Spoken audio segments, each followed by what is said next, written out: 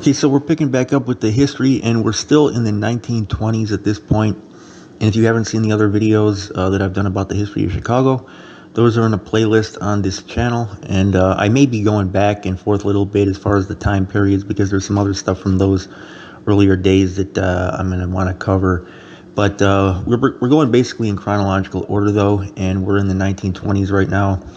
And something very big as far as the streets and the profits and the money that was flowing in the streets at this time was taking place. And that, as most of you guys know, was Prohibition. Now, this was basically alcohol being illegal. And when they made alcohol illegal, it moved the sale of alcohol to the underground black market and gave control of sales of liquor to criminals. Okay, and this proved to be an absolutely enormous source of profits for criminals. Now, this particular video is going to be about the start of what was really the biggest gang war as far as money, as far as the number of people involved in Chicago history. And as far as deaths, I'm not sure that you could call it the biggest gang war ever. I admit I haven't done enough statistical research on some of the modern gang wars to be able to compare it, but it definitely is up there because as far as the conflict in the streets that this was creating, it basically encompassed 3 entire ethnic groups. Now, we gotta, like I do in all these history videos, kind of set the stage so that people don't look at this from the lens that we see it today.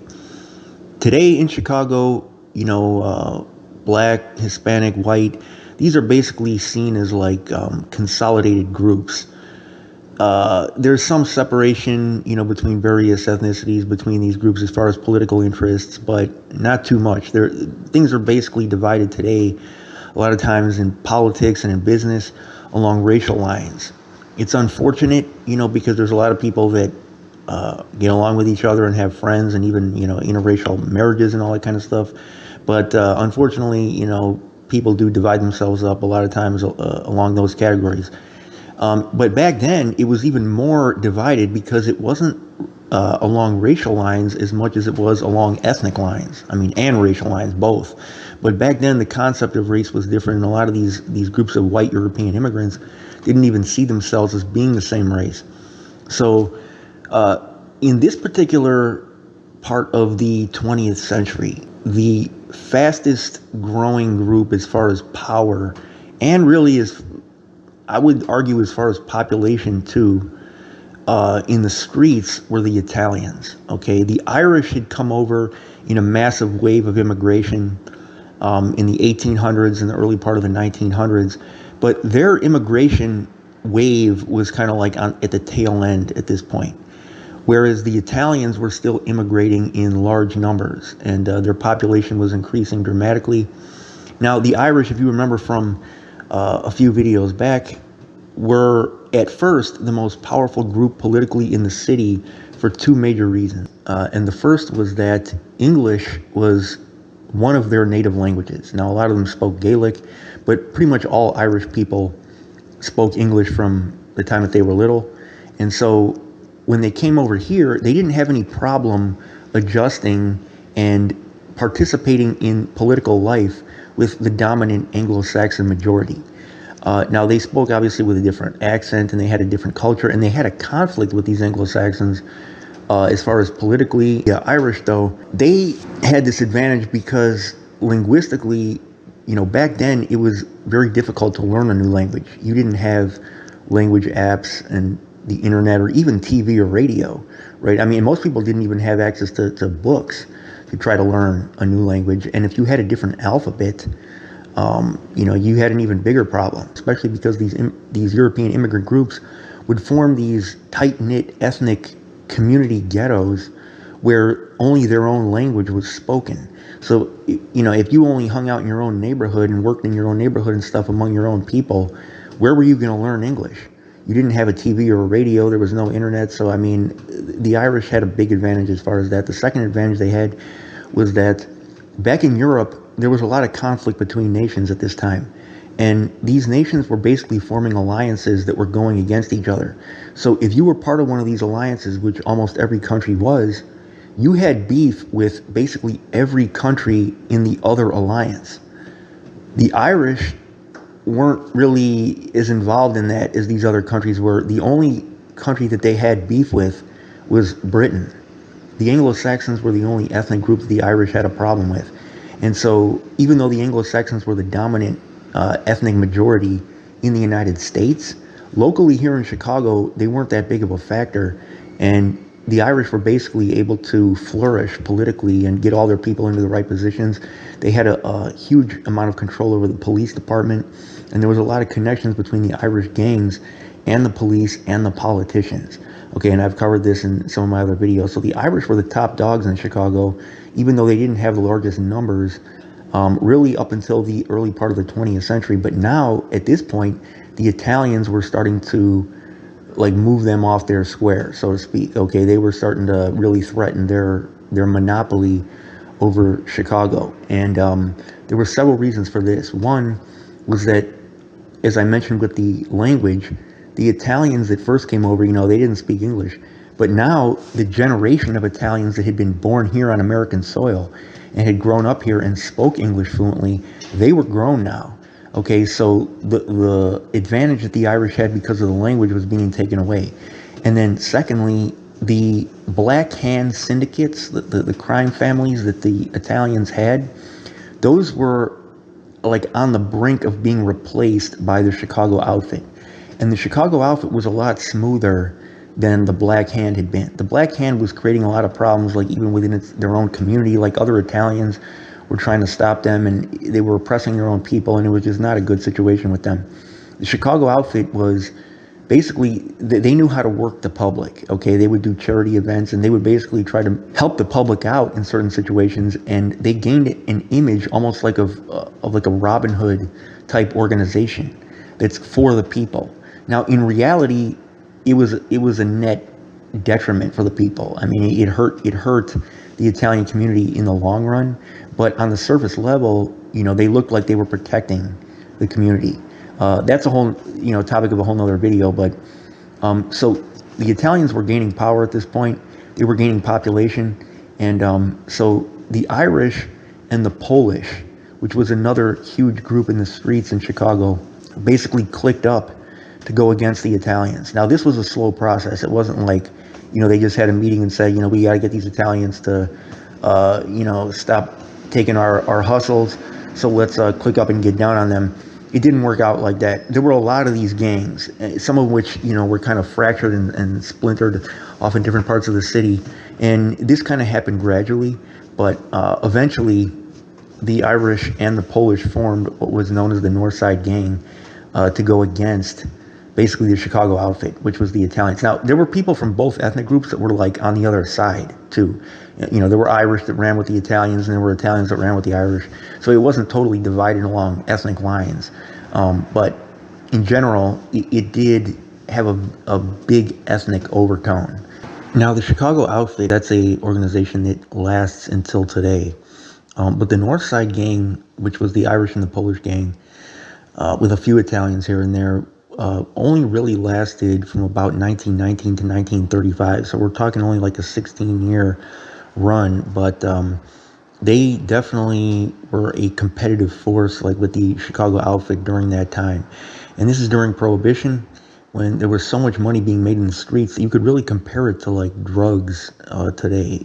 Al Capone, in the money, when you adjust for inflation, back then would have been considered really like a billionaire. But at any rate, along with the Irish and the Polish, there were also some Germans, and there were also some Jews running with this gang. And the Jews really, they had a lot of people in the streets around this time too. That was one of like really the first ethnic groups to get heavily into the streets. And the Jews back then were dealing with a lot of discrimination. And the activities that the Northside Gang was involved in was what they call racketeering. Bootlegging was, probably the most profitable. Okay, the liquor. But then gambling was very profitable too. And then they also did extortion and robbery. Okay, and these are the operations that made them money. They were involved in murder too, obviously, as a criminal activity. But Besides the Chicago outfit, these guys were also into it with the Jenna crime family, which was another, one of these organized crime units at this particular time. So this gang got its start really from a street gang. The Northside Gang, which was really organized crime, had its origins in a street gang that they called the Market Street Gang. And I might at some point have to do another video on that, because this was like the precursor to what this organized crime unit eventually became. So this was one of many gangs, though, that were around at that time. Like, street gangs were all over the place in Chicago. Like, every block had its own gang. The structure actually was a lot similar to what it is in the black neighborhoods today, where it's like basically every block is another gang. Now, some of these, though, spanned a lot larger territory than the ones today. It wasn't just like, 64th and 65th along King Drive. I mean, these were like huge territories, and I had spoken on the Reagan's Colts and how big their territory was. The Market Street Gang was basically just thieves, people stealing, and they were also something that we would refer to as labor sluggers. So these street gangs back then were often involved with labor unions, with politicians, with police, and they had connections with them. And so they would do favors for like politically connected people. This is something you don't really see a lot really today, but back then this was big. Now, another gang at this time was called the Little Hellions. They had a member named Dean O'Banion, and he eventually became one of the founders of the Northside Gang. So there was a war called the Circulation Wars, and this was a war between two newspapers, really, the Chicago Examiner and the Chicago Tribune. And these street gangs were involved in this war. And Dean O'Banion, during this war, developed relationships with a lot of politically connected people. Okay, and this is when he was just a young guy. And that gang, the Little Hellions in general, was like a teenage gang. It was like a bunch of young guys. But he got to know a lot of politicians and journalists during this war. So he was brought into the criminal lifestyle. Well, I'm not going to say brought into it, but he was like taught a lot of his criminal activities by a really famous guy who I might have to do another video on at some point, named Charles Reiser, whose street name was the Ox. And he was a safe cracker. He would basically break into safes and steal money. At any rate, O'Banion became one of the founders of this Northside Gang. So when alcohol was outlawed, the Northsiders, and when I say Northsiders, I'm talking about the gang members. I don't mean people that live on the north side of Chicago. They got down on all the breweries on the north side, these places that, made alcohol on the north side of Chicago. They had control of pretty much all these things. And anybody who wanted to buy beer or whiskey up north had to get it from them. Okay, so you can just imagine the money. I mean, think about it. All the beer and whiskey from like Madison Street north, from like downtown all the way up to Howard Street. And really probably beyond that too. I mean, you imagine combine all the bars, all the supermarkets, all the corner stores, all the liquor sales that they're doing, okay, are going to like this one gang. I mean, you become rich in like 5 minutes with that kind of profit coming in. You know what I'm saying? Like, this was just an absolutely enormous hustle. And the outfit, the other gangs that were trying to get in on this liquor hustle, they didn't have really access to the beer and the whiskey. The only thing that they were making was something called rot gut liquor and moonshine. Now, moonshine that was big too, okay, but the whiskey and the beer was huge. So the Northsiders had an advantage, really, at the start with these liquor wars. Okay, now they had a headquarters over on Clark Street, and it was called McGovern's Saloon and Cafe. So that was where they basically had their base of operations. So they, with the tremendous amount of money that they were making off of this alcohol, they were able to gain control of like the entire 42nd and 43rd wards. And they did this very quickly. So they also, on top of the liquor, did something which was probably not a good move, which was they kept on doing robberies, which they really didn't need to do because of all the money they were making off the liquor. I can't really think of too many situations where I've seen, gang members or even legitimate corporate people say, okay, we have enough money, let's just stop now and not get into any more hustles. Like, the more money they can get, they always, go for it. And this oftentimes ends up killing the hustle that was even bigger, that threatens now all their profits. And so they were getting into these burglaries and a lot of the things that were kind of preying on the local community. But on top of that, they were also into the illegal gambling. But one thing that they did not do, that the Chicago outfit and the Italians did do, was the prostitution. And I spoke on this in my video about Jim Colosimo. And this was a really dirty thing that, I have to admit the Italians were doing. And by the way, guys, I never hide my bias in any of these videos. And the Italians were not alone. Okay, they had other ethnic groups, here and there, just like the Irish guys. They had other ethnic groups that were running with them here and there, like these littler ethnic groups. One of them was my own. Okay, the Greeks, we typically ran with the Italians. So the Italians were not totally by themselves. Now the black folks, very early days when they came into the South Side, the Irish and were getting down on them really. And so the blacks, had a big war with them that I already covered in a earlier video. But by this time, that had pretty much died down. The blacks had, started to form their own cliques or whatever. I wouldn't call them gangs at this point, but cliques. And then, the Irish had their own, obviously, like even up to the point of organized crime. So I wouldn't say the blacks really took a side in this. There were black folks that here and there worked with the Italians. I would say they were more on the Italian side than on the Irish side. But they weren't really entirely on one or the other side. But at any rate, O'Banion, he, got at a lot of these politicians. He helped a lot of them out by basically helping them cheat in elections. And, this got him a lot of friends in the political world. And this created a practice. I'm not going to say he's the first one to do it, but, he was one of many gangsters that, helped out politicians over the years. And basically had these politicians owing them favors. He ran a lot of charities and even orphanages, and he gave out food, and he gave out also money to people that needed money. And, a lot of times these were people without jobs, people that were economically disadvantaged. So, these gangs now, these were not like the street gangs that would just prey on other poor people and rob people and stuff. I mean, these guys would do that in some situations, robbing businesses and, extorting people for protection money. But they would also do these like charity things.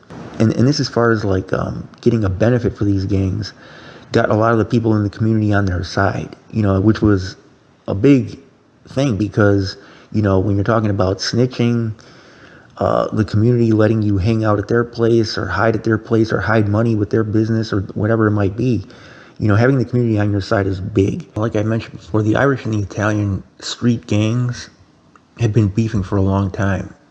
So that was already like a source of tension between these two sets or whatever you want to call them, gangs. But O'Banion did something, though, that made the tensions between like the North Side gang and the Chicago outfit even worse. And that is, he would not do business with them when it came to the distilleries. So, the booze, they have to be processed in these things. And he wouldn't sell any of these to any gangs on the South Side. So this was kind of like a hostile move. Okay, so that particular time, the head of the Italian organized crime was Johnny Torrio. It was not Al Capone yet. And Johnny Torrio is somebody that I mentioned in my, I think I mentioned him in my video about Big Jim Colosimo. But he was basically like the top guy at this point. But he would arrange meetings between, the Irish and the Italians. And at these meetings, according to historians, Dean O'Banion would diss the Italians. And, I don't know the exact words that he was using, but he would insult Italians. And so, he was doing basically two things that were, really increasing the tensions. One, he wasn't doing business with them. And then he would just talk disrespectfully to him. Not only that, but he also hijacked beer that was coming from the South Side. And then he would sell the stuff back to the people that owned it. But he wasn't just this way to the Italians. He also did this kind of disrespectful stuff to other Irish people.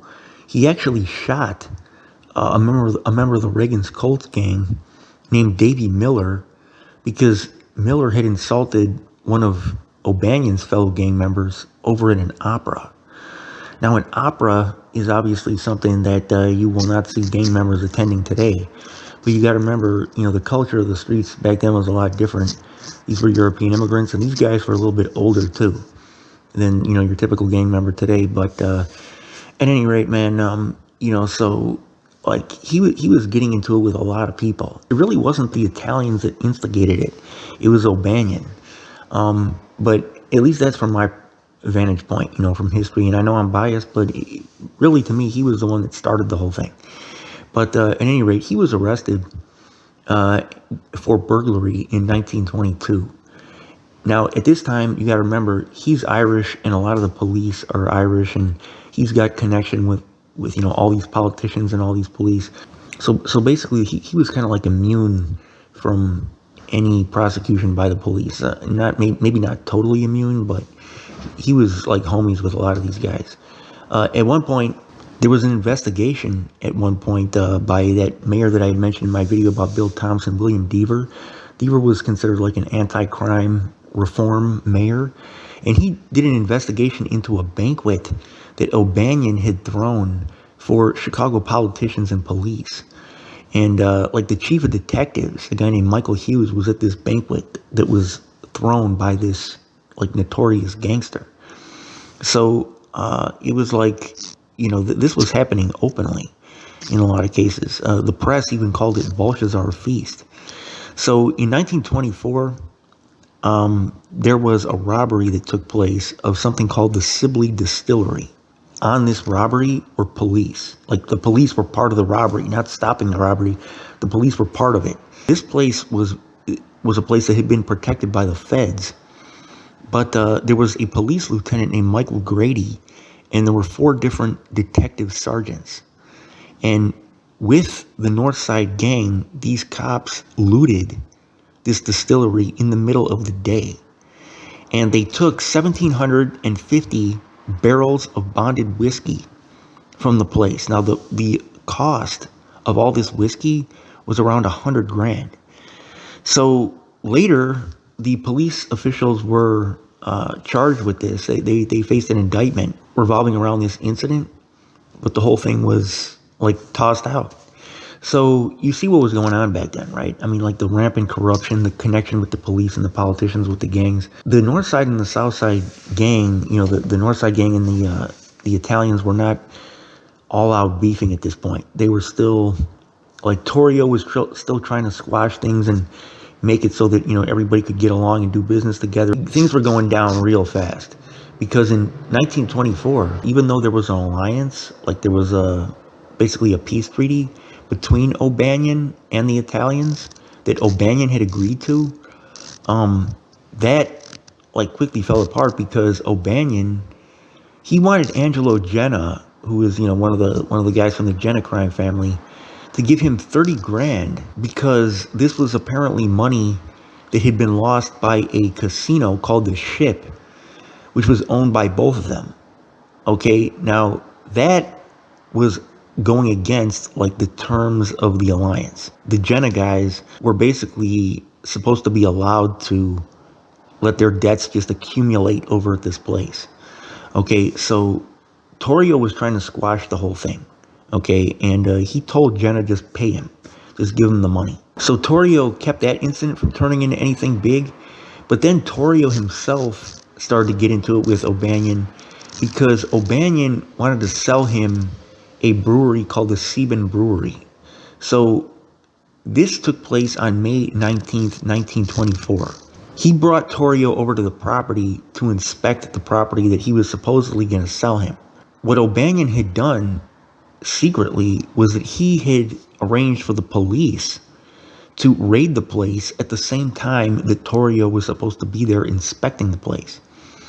So when the police came and raided the place, they arrested Torrio. And this was all a setup. Like O'Banion had the police set this up so they could arrest Johnny Torrio. So Torrio got back out.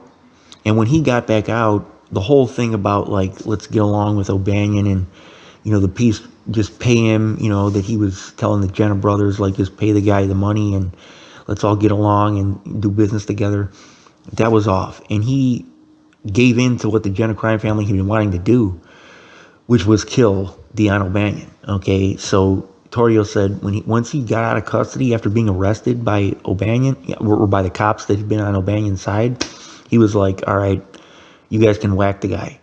So on November 10th, a guy named Frankie Yale, a guy named Johnny Scalise, and a guy named Albert Anselmi went into a place called Schofield Flower Shop. Now, this was a flower shop that O'Banion owned, okay? And they killed O'Banion inside this flower shop with guns. They shot him to death. So that started the war, okay? So, again, from my perspective, O'Banion really was the one that started it because he was doing all this provocative stuff. He had Torrio arrested and everything. But as far as like an official start of the war, it was that. It was on November 10th, 1924, after they, killed. The first blood was drawn by the Italians, okay? To me, the provocation came from the side of the Irish, but, the first blood was really drawn by the Italian side, and the Jena guys had been the ones that wanted to whack him.